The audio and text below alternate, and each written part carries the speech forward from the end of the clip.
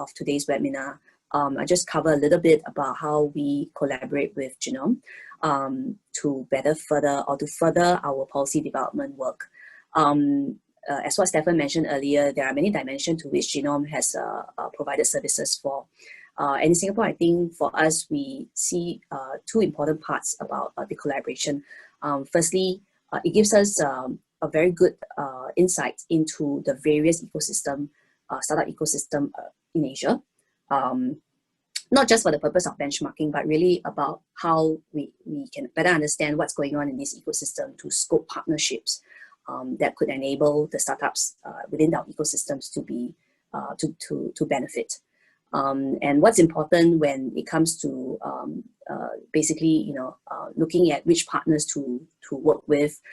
For us in Singapore, we look at a few dimensions. For example, whether the methodology is sound, whether there is, structured data sets, or there are sufficient data and localized to understand the importance of the data and what is the implication to the ecosystem. These will be some of the important areas that we look out for when we decide which partner to work with. And definitely the ability for the partner to provide insightful analysis that could help us to further tweak our policies or to come up with new policies if need be as well. So yeah, so that's the end of my sharing for today. So let me just stop broadcasting, and I'll return the mic to Adam and Stephan. Okay. Fantastic. Thank you very much, Sophie. Yeah, we're very fortunate to really get a deeper understanding of the work that Enterprise Singapore and the Singapore startup ecosystem has done, which has contributed to its incredible success over the years. As Startup Genome and Enterprise Singapore have been collaborating now for many years, we're very much aligned that that data is crucial to developing startup ecosystems. Could you maybe tell us a bit more in terms of how important is it in being able to benchmark and compare your ecosystems, either nationally, regionally, which you mentioned in Asia, but as well as globally as well? A lot of times, data relating to the startup hubs are not so readily available. Many of us subscribe to databases such as you mentioned earlier, PitchBook, Crunchbase, CB Insights, and these data really focuses only in the area of financing, investments, and I think there is quite a lot of data around that. But really the other dimensions, such as what Stephan mentioned earlier, such as talent, such as ecosystem value, etc. These are data that are not so readily available, requires some level of, analysis work plus, some insights to be drawn out and put together. So these are where we really value our partnership with Genome, whereby some of this data can be shared in terms of better understanding the context to how these ecosystems around Singapore has grown. And I think, like I mentioned earlier, a lot of times when we look at these reports, it's not so much just to benchmark. It's important for us to also recognize that such data help us to scope partnerships. So for example, if we understand the talent growth or the talent development work going on in Seoul, and where there are some of these opportunities for us to collaborate in, these are areas that can benefit out of the collaboration or out of the partnership with Genome, besides just better understanding what's going on with our ecosystem hubs around the world. Yeah. Actually interesting, so that you mentioned this kind of scanning aspect of using the data. I myself have been working with parts of the German government over the last few months and used our own data for a similar purpose. And Singapore obviously popped up in the analysis as a number of other rather unexpected clusters for this particular question to answer: where should we collaborate from a certain sectorial perspective? That's really interesting. It's the same usage, and I can see the use case. It's very strong.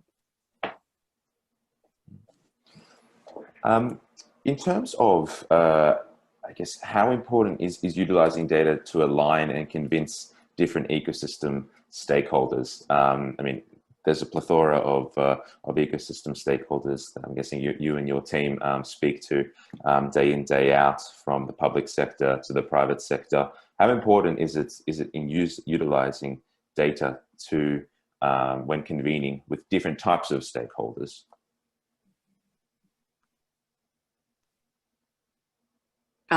Sorry, Stephan wants to go for it first? Sorry, Yeah. we would love your perspective. Whoever. Okay. Yeah, definitely. When it comes to data, I mean, when we speak with, for example, the different agencies that support the different dimension of enterprise development work. So, for example, from a regulatory standpoint, for example, if we're looking at, say, asking a regulatory authority to be able to, for example, look at a certain regulation and be more lenient for the purpose of us test bedding a certain product, creating a sandbox, etc., etc. It definitely helps if, when, let's say, we have data points from that shows us how the other cities or other countries are doing, and that could help us in ensuring that there is a lot of value in opening up a certain segment of the regulation to support development work. So this is just one example to which I can think of that data points are really important when it comes to policy making.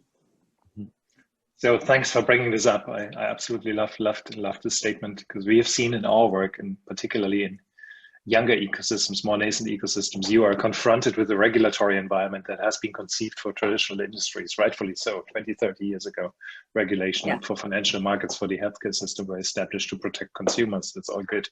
They are totally misaligned in today's world, in a world where it's not traditional banks, but it's also fintech. It's both. Or in health, it's not only university hospitals, but it is also digital healthcare providers. So really to use this insight of data, we often find that a particular subsector is underperforming. Although the ingredients should be there, the talent is there, the connectivity is there, it's underperforming.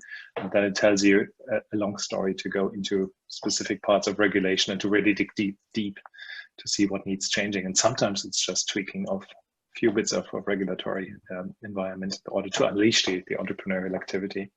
So that's great to hear, because we see it so many times, more often in the less experienced ecosystems. I think that's fair to say. Yeah. And I also need to emphasize that a lot of times data points from the talent perspective is sorely missing. And it really helps to understand from some of these reports and studies in terms of how the other cities, or what the other cities do to attract talent. There is a global competition for talent around the world. It is not just us feeling the tension and the scarcity of talent here in Singapore.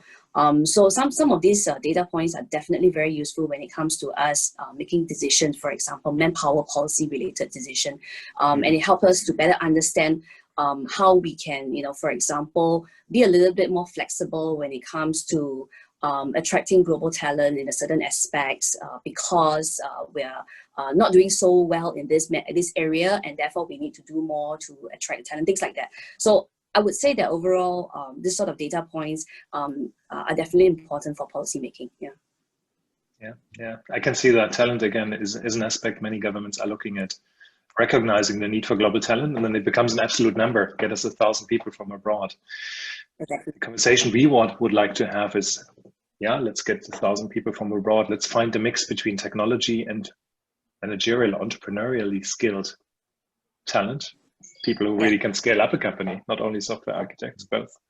What's the right female-male gender mix? What's the right passport ethnicity mix? Because in the end, the broader an ecosystem is in that respect, the many more chances it stands to build global connectedness and to build really proper scaling companies. So the issue, when you really go into it, becomes much more differentiated, as opposed to just looking at the numbers and let's get a few people from abroad. That's not the entire story.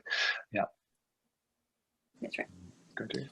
I guess continuing exactly on this, as we heard from both you, Stephan, and you, Seow Hui Lim, is that you're incredibly aligned that becoming more globally connected is crucial to the development of startup ecosystems.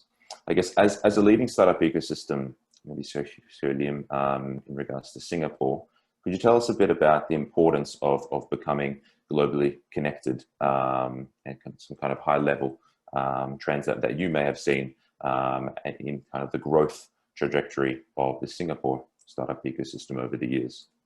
Yeah. Global connectedness is the number one area dimension that we look at when it comes to policy making for anything to do with enterprise development within Singapore. And the reason is very obvious, right? Singapore is a very, very small country. There's no way any companies will grow if we just look at the domestic market. So from the get-go, we all recognize that our companies in Singapore, not just startups, must be able to globalize from day one, must be able to tap on the markets around the world as they grow. So that's really important. And therefore, if you look across what I've shared earlier in my slides were just two very specific dimensions for startups, but they are not the only ones. If you look across, and if I could share some of the enterprise Singapore's efforts, we have a lot of ways in which we ensure and we grow the Singapore enterprises' international connections overseas. In fact, in Enterprise Singapore, we have 70 over offices around the world to help enterprises get connected to the various markets around the world. So global connectedness is definitely a very, very important aspect for us, for instance, Singapore, for survival. So it's a very natural kind of policy that we policy decisions that we make when it comes to helping companies get connected overseas. And to us, I think there are always downsides to such policy making, right? When we are very, very global connected, the downside is, we get overly dependent on markets. If let's say there are certain, for example, the crisis in the last few months, right?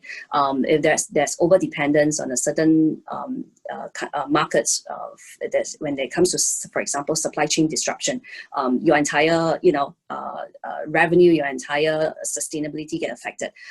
So there are still a lot of learning points for us in terms of being globally connected.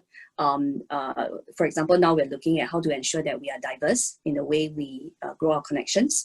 It's not always about getting Singapore connected to the same few markets. There are new markets, new areas. Even if it's the same few strong markets, how do we ensure that we build strong and sustainable connections such that in the event of the next crisis, we are still able to sustain. We are still able to, our companies, for example, don't get their supply chain disrupted, for example, things like that. So for us, this sort of considerations are really life and death matters for us, and we do think about it in and out. Yeah. So I had the pleasure of meeting with delegations from Enterprise Singapore many times here in London, and you had some really fantastic and I believe really unique mechanisms also to attract foreign companies, startup companies, particularly as they're a little bit smaller and they start to scale to Singapore, which were, from my perspective, really unique. I don't know if you want to make a few points around your policy or strategy for attracting the future scale-ups and to make them consider Singapore as their new home. Yeah. Actually, interestingly, it was a statistical decision that made us want to do that more. Studies have shown, right? I mean, we have seen many studies that have shown that an ecosystem, vibrancy on an ecosystem's, ability to be conducive for growth, right, is when there are international players within. Because the global founders will bring with them the strategic networks, will bring with them the strategic know-how and their experience that can help enrich the founders that are here, that help enrich the ecosystem here. So to us, we recognize that a startup ecosystem, for it to thrive, what's important is there must be ways for us to attract good global founders to Singapore, good global intermediaries like the VCs, like the accelerators to Singapore as well. It's important for us to recognize this so that our startups do recognize also that they have to then look at that. They can't be nationalists and they can't, just look at them as, the Singapore government can only help the Singapore startups. It's not like that in here. It's very important for us to recognize, and statistically it has been shown, right? Many of the unicorns around the world has actually international founders where they grow. And it's actually in Singapore, we're not shy to say that the 7 unicorns that I flashed out in my slides earlier, a good majority of them actually have foreign founders. But what they have done is to grow their base here in Singapore, grow their key decision making base our activities in Singapore because there are certain infrastructure, there are certain benefits doing it in Singapore, but they are not Singaporeans, and we definitely recognize that there are a lot of strengths in doing that. So all in all, I think the global connectedness is not, I absolutely agree with you, Stephan, it's not just about helping the local companies go out, it's also about attracting them here, and we have policies and interventions to enable that. So for example, right down to the founders who we think should consider Singapore, we make it easier for them to apply for work passes that can help build their business here in Singapore.